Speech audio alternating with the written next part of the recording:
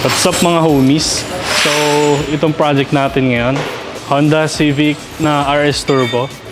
So, kung makikita nyo dito, naka-body kit siya. So, kinabitan natin siya ng HKS Tri-Tape Muffler.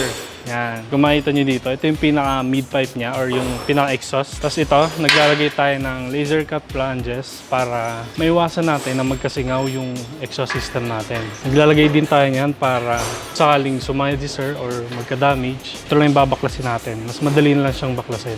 Yan. Pagdating naman dito, naglalagay pa rin tayo ng resonator. Dapat di nawawala yan kasi ito yung nagbibigay ng back pressure dun sa ating sasakyan. Dapat meron pa rin yan. Yan. Pagdating naman dito, naglagay tayo ng flexible pipe kasi nagpalagay din si customer ng custom down pipe para maiwasan yung vibration dun sa pinaka-exhaust system natin. Yan mga homies. Pagyan natin ang magiging tunog niya.